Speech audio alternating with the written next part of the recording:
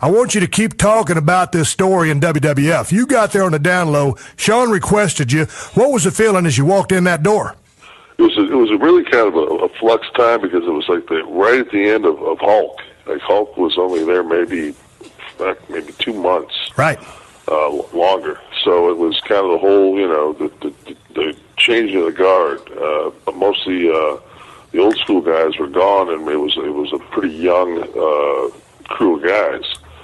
And you know how it was. I mean, the business was down, but come from WCW, a good house was, if we had 1,500 people in Jacksonville, that was a great house. And the first night I went to the WWF, it was in Albany, New York, and I walked in there, and a couple of guys, I think it was Mike Rotunda and DiBiase were looking out the curtain, and they walked away, and they just kind of shook their heads like fucking the shits. And I walked up there and looked through the curtain. There was more people than I'd ever seen. It was like, holy shit! It was probably 4,000 people.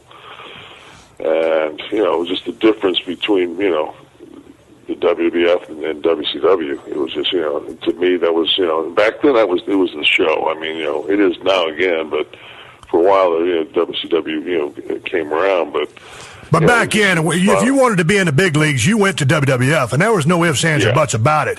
Now, when you got there, was it a warm reception? Was it just kind of one of those things, let's see what this motherfucker's going to do? You probably knew some of the guys. How was your reception? Were you welcomed? The thing is, the minute I walked in, and I had known Scott from WCW too, so I walked in, I met Shawn for the first time. And it was funny because Shawn, I was sitting down and Shawn walked up and I stood up, and Shawn was a lot bigger than I thought he would be. Like Shawn's I didn't realize Shawn was like 6'1". Yeah, he's pretty jacked up back then too. Yeah, he's in real good shape, and I saw Scott, and so we did a deal that night. And, the thing was, I wasn't really a wrestler. I was a bodyguard, so I was almost treated by the boys as like a manager. Like I wasn't a threat because I wasn't.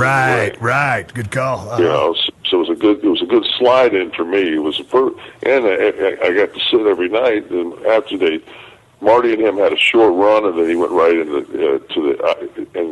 when he had the IC strap, immediately because Razor Ramon, Scott Hall, was red hot coming up as a babyface. They put those two together going towards WrestleMania 10, and they were having some great matches, 20 minutes every night. And I got to sit on the apron, basically at ringside, and watch these guys not only do the craft, but we traveled together, so we were in the car, we were talking business. But basically, it was just talking business 24/7. Well, check it out. You're watching these guys up close in the ring, seeing what they're doing. You're riding down the road, talking psychology and about wrestling. When you saw Shawn Michaels, or first of all, when you met him, was it what you expected? Because you guys hadn't met before, but nonetheless, he's requested your presence. The first thing is, even though I've seen him on TV, is like when you meet Shawn, like when he speaks to you, it's like you don't think that, hi, I'm Shawn, like that. You don't think that voice is going to come out of him. So it was just like, and then we shook hands, and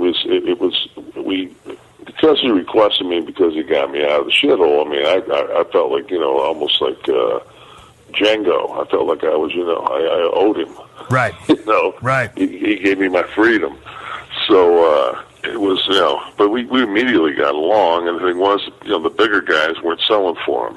So they would sell for me, so I'd do one thing, and they'd go outside, I'd crack him with a shot, roll him back in, and then Shawn could go to work on him. But they were having a hard time selling for Shawn. It was just a different era. Guys didn't sell for anybody anyway. Because you're still kind of transitioning from the big guy world into the size guys that Shawn, Brett, and the other cats were. Right. And the thing was, like, when we would sit in the car and they would talk, I said, because of course, Shawn knew we'd be having tag matches down the line. He says, you can do two things. He said, you can work like Warlord and those guys and knock